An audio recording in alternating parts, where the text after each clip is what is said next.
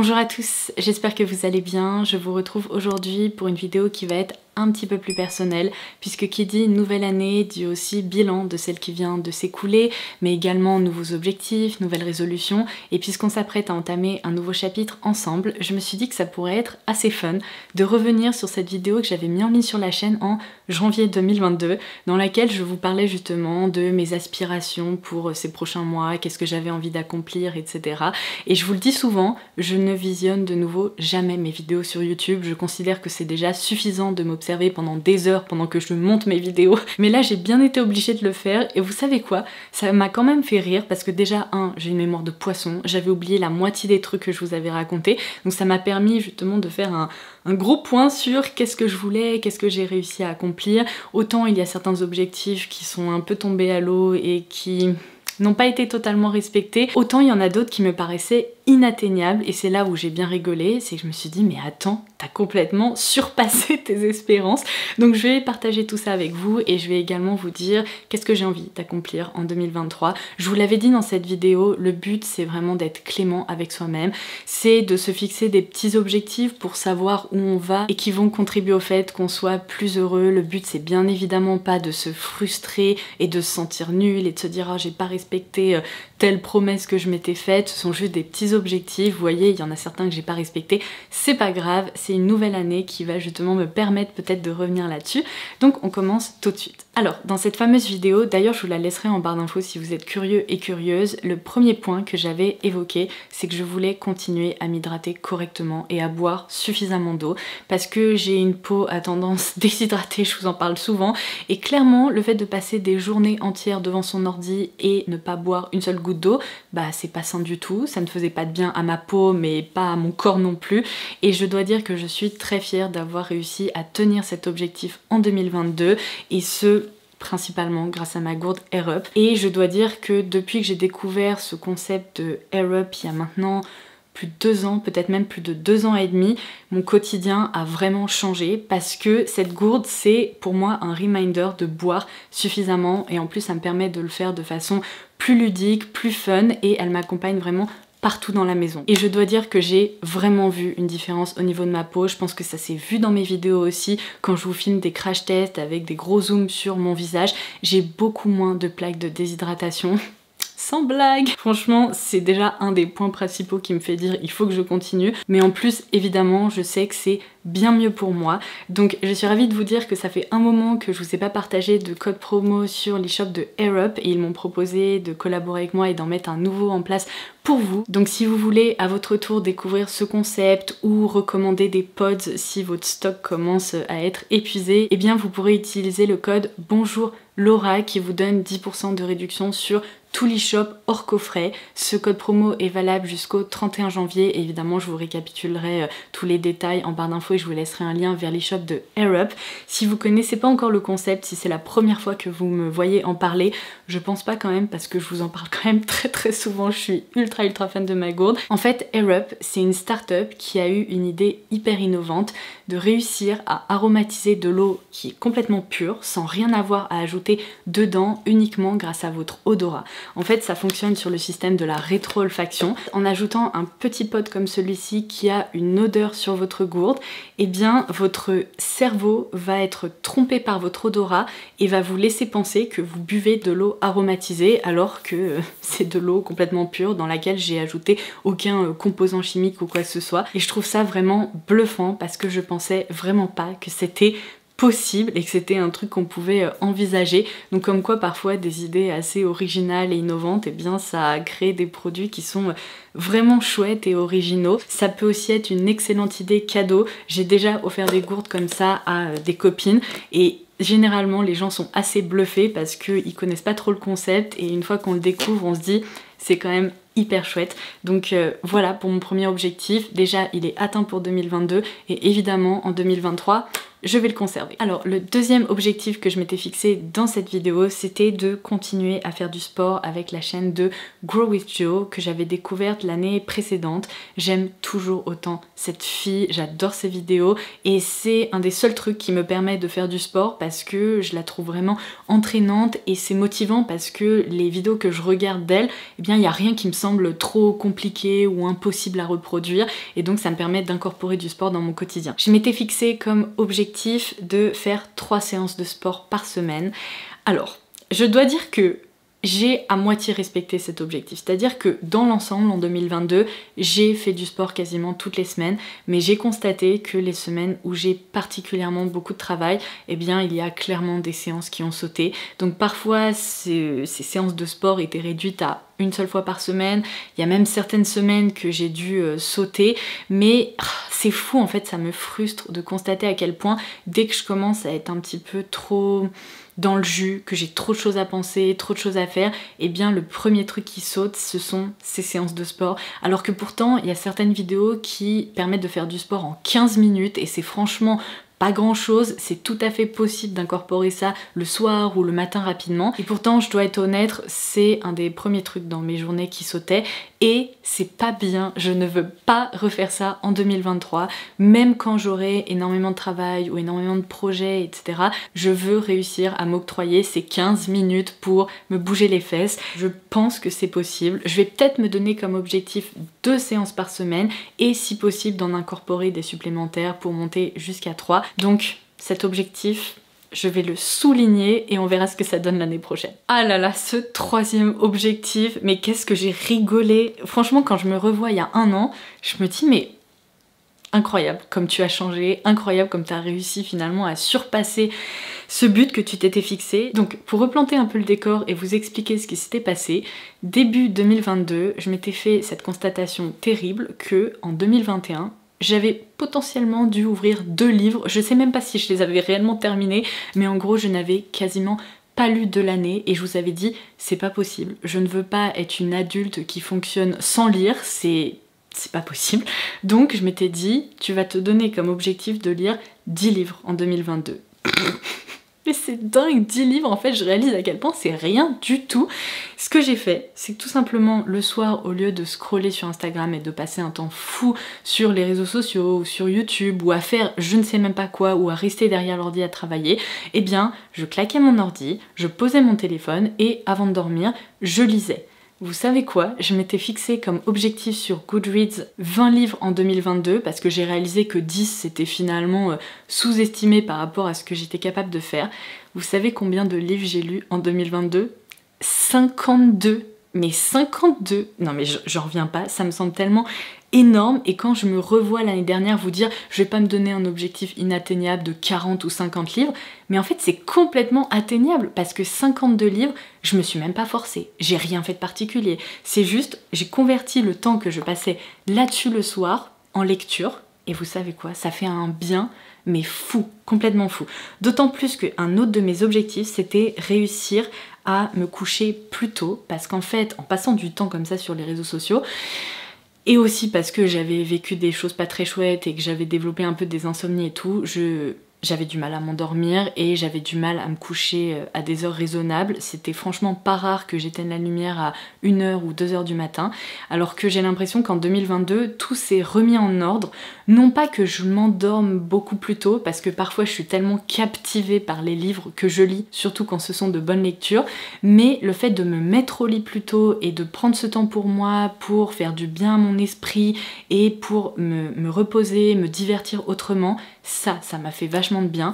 Je n'ai plus jamais galéré à m'endormir. En 2022, j'ai plus d'insomnie et j'ai l'impression aussi d'avoir un sommeil qui est plus réparateur parce qu'au lieu de penser au boulot ou à plein de trucs, eh bien je pense à ma lecture en éteignant la lumière et ça m'a fait trop de bien. Donc évidemment en 2023, je veux continuer à lire. Sur Goodreads, je crois que je me suis refixé un objectif de 50 ou 60 livres. Ça serait bien si j'arrivais à me surpasser et à augmenter un petit peu ce quota, on va dire, mais pas de pression. Je vais continuer à lire comme je le fais, comme j'en ai envie et quand ça me donne envie, mais sachez que ça m'a fait un bien fou. Et d'ailleurs, j'ai failli oublier, je voulais vous demander, est-ce que ça vous intéresserait qu'une fois tous les 2 mois ou une fois par trimestre, je vous propose une vidéo bonus sur la chaîne dans laquelle je vous parle de mes dernières lectures, que je partage avec vous mes recommandations, les livres qui m'ont plu, qui m'ont moins plu, que je vous explique pourquoi. Dites-moi ça en commentaire. Alors ensuite, en début d'année dernière, nous allions déménager et je vous avais expliqué que d'ici 1 an, je voulais vraiment qu'on se sente chez nous, dans notre nouvelle maison. Je voulais que le principal de la déco soit quand même bien avancé, voire même accompli. Et je dois dire que cet objectif, on l'a quand même bien respecté. On a réussi, on va dire, à décorer la plupart des pièces principales. Après, je pense que là, vraiment, en 2023, j'ai envie de me fixer comme objectif de passer à ces projets qu'on a un peu décalé, vous savez, en se disant oh il y a le temps, il y a rien qui presse. C'est sûr il y a rien qui presse, mais ça serait bien de voir que on a accompli ce qu'on souhaitait. On a des papiers peints qu'on souhaite poser par exemple dans la salle de jeu, on a envie de faire des petits trucs dans certaines pièces. Donc ça voilà, j'aimerais en gros en 2023 me concentrer sur ces petits détails, même si je suis fière de nous parce que on a fait du bon travail à ce niveau-là. Ensuite, je vous avais dit que j'avais envie de trouver un rythme un peu plus sain et de réussir à travailler la semaine, mais avoir de vrais week-ends pour passer du temps en famille, avec mon chéri, avec nos proches, organiser des choses, etc. Et je dois dire que dans l'ensemble, j'ai respecté ce que je m'étais dit. Alors, pas parfaitement, je dois vous avouer qu'il y a encore des week-ends, surtout pendant des périodes très intenses où je travaille, où je dis à Benjamin, écoute, samedi ou dimanche, genre, il faut vraiment que j'ai ma journée pour moi, pour pouvoir travailler, parce que je pense que d'autant plus quand on travaille pour soi, parfois on n'a pas le choix, je suis toute seule, je dois tout faire, s'il y a des vidéos qui doivent être montées, s'il y a des collaborations avec des marques qui ont une deadline en particulier, s'il y a des choses que j'ai envie d'accomplir, bah tout repose sur moi et donc si malheureusement on va dire de temps en temps il faut que je travaille le week-end, je le fais, c'est pas la fin du monde, mais je suis quand même contente de voir que j'ai réussi à me dégager du temps qui est censé être du temps de repos, du temps de divertissement, du temps encore une fois pour mes proches, et ça je dois dire que j'ai envie de continuer à instaurer un rythme comme ça qui est plus sain. Et alors ensuite, ça c'est peut-être le truc que j'ai le moins réussi de l'année 2022, je vous avais dit que puisque je travaille à la maison et que je travaille pour moi, j'avais envie quand j'avais des pannes d'inspiration, que j'avais envie de couper, etc., de tout simplement claquer l'ordi et par exemple le midi aller faire une balade et me promener et tout. Non mais qu'est-ce que je raconte? À quel moment je vais trouver le temps de me dire allez je vais me balader pendant 1 heure? Mais jamais de la vie en fait. Quand je vois ma semaine et comment la plupart du temps je suis toujours en train de courir, de réfléchir à des trucs et ou filmer des vidéos et monter des vidéos, évidemment que je me suis pas libérée 1 heure le midi pour aller marcher. Alors est-ce que c'est bien? Non, hein, clairement. Est-ce que je devrais essayer de le faire? Oui. Est-ce que je vais vraiment y arriver? On verra. J'en suis vraiment pas convaincue. Mais qui sait, peut-être qu'un jour, je me dirai, allez, cette fois-ci tu sors dehors, même s'il pleut, même s'il fait moche et tout. On verra, hein, ça c'est vraiment pas sûr. Et enfin, petit objectif professionnel, je vous avais expliqué que j'avais envie de diversifier un peu mes contenus, les thématiques que j'abordais et aussi de vous proposer des formats courts, notamment sur Instagram. Alors, je dois dire que pareil, cet objectif, il a été à moitié rempli. Je pense que oui, mes contenus, je les ai diversifiés. Quand je regarde ce que je faisais avant par rapport à maintenant, je vous parle de plus de mode, de thématiques un peu lifestyle, autres, etc. Donc ça, j'en suis très contente parce que j'ai envie de continuer sur cette lancée-là. Concernant les formats plus courts, notamment les reels sur Instagram, je vous en ai proposé, j'en ai fait. Il y en a certains qui m'ont beaucoup plu et que j'ai aimé réaliser. Mais pour être tout à fait honnête, c'est pas les formats que je préfère créer. Moi, ce que je préfère vous proposer, ce sont des vidéos sur YouTube. J'ai envie d'échanger avec vous, j'ai envie de vous donner des informations et des détails, etc. Et en format court, c'est très frustrant parce que c'est pas vraiment possible en fait. Et je dois dire que puisque moi-même je consomme des formats plus longs, eh bien j'ai du mal à me reconnaître dans les formats courts.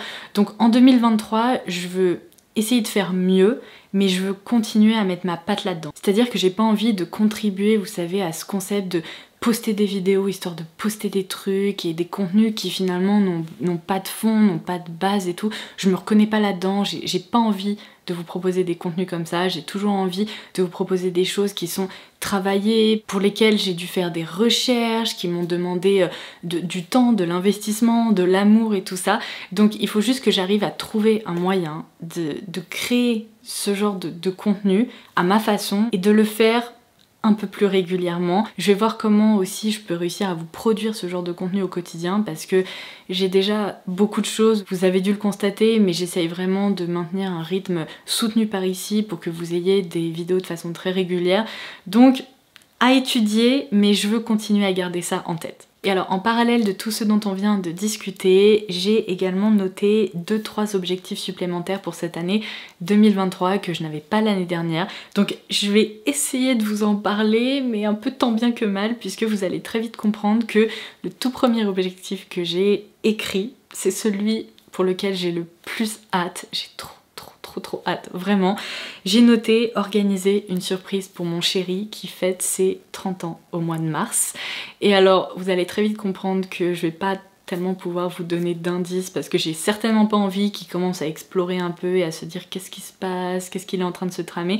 Mais dites-vous que cette surprise a été amorcée, alors elle est clairement pas concrétisée, donc il va falloir patienter un peu, mais j'ai hâte de vous en dévoiler un peu plus évidemment après son anniversaire et j'espère vraiment que j'arriverai à concrétiser ça au mois de mars, mais si j'y arrive, ça va être quelque chose, je peux vous le dire. Ensuite, l'autre objectif que j'ai noté, je vais définitivement pouvoir vous en parler et vous expliquer un peu pourquoi j'ai écrit ça.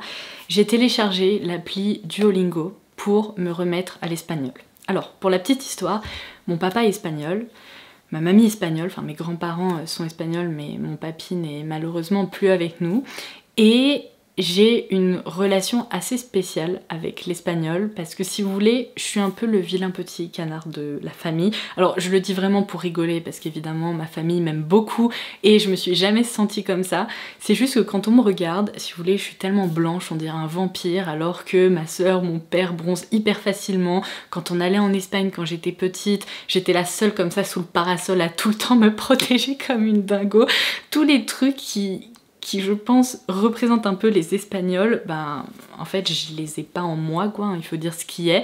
Et du coup, j'ai toujours adoré l'espagnol, mais j'ai une relation assez spéciale avec cette langue parce que mon papa n'a jamais souhaité nous parler en espagnol avec ma sœur et les seuls qui nous parlaient un peu, on va dire, en espagnol parce que eux aussi avaient du travail à faire au niveau du français, c'était mes grands-parents. Donc en fait, mes grands-parents nous ont toujours parlé dans un espèce de charabia un peu à moitié espagnol et puis un peu à moitié français, et puis avec des mots espagnols calés en plein milieu de la phrase. Ce qui fait que autant ma compréhension de l'espagnol est plutôt très bonne. Ces dernières années, j'ai perdu un petit peu, surtout depuis que j'ai plus de cours d'espagnol comme j'avais durant mes études ou mes études supérieures, mais le fait de sortir des mots et écrire et tout, non mais alors là, vraiment, j'ai régressé, mais ça fait peur quoi. J'ai l'impression d'avoir perdu toutes mes bases, donc là, en fait, il faut que je me réveille, il faut que je fasse quelque chose. Donc j'ai téléchargé Duolingo parce que j'en ai entendu du bien, et je pense que c'est une façon assez facile d'incorporer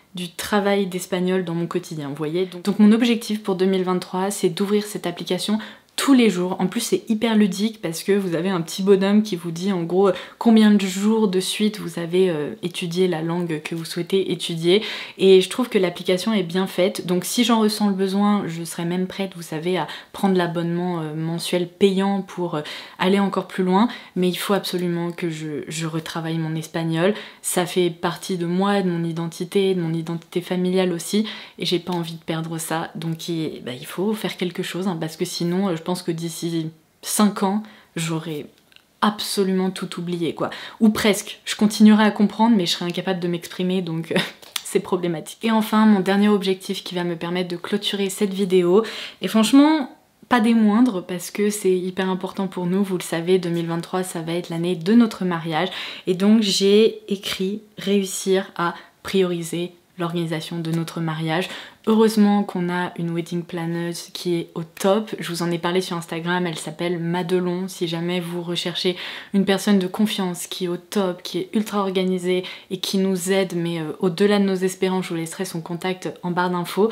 Mais en fait, il faut que j'arrive à moi me dégager du temps parce que c'est facile, vous savez, d'entrer dans cette spirale ou ce tourbillon de boulot au quotidien, de petits trucs à régler à droite à gauche, même en dehors du travail, et de se dire en fin de semaine, ah, on n'a toujours pas fait ça pour le mariage, et en fait ça me fait peur parce que les semaines passent vite, les mois passent encore plus vite, et à un moment on va se retrouver en mode on a ça, plus ça, plus ça, plus ça, et ça va être impossible. Donc il faut qu'on arrive de façon plus régulière à se bouger nous, parce que Madelon nous relance régulièrement sur certains trucs, et parfois je me dis on a mis trop de temps sur certains sujets qui auraient pu être réglés si on s'était réveillé un peu avant. Donc peu importe la quantité de travail que j'ai, peu importe les petits soucis, les trucs à régler, c'est ma priorité, ça va être notre priorité pour 2023. Voilà, j'ai fait un petit tour d'horizon sur mes envies, mes aspirations, ce que j'ai envie d'accomplir. J'espère que cette vidéo vous aura inspiré, qu'elle vous aura peut-être donné des idées ou alors qu'elle vous aura donné des petits détails à propos de moi. Je trouve que c'est toujours sympa de se concentrer sur ces différents points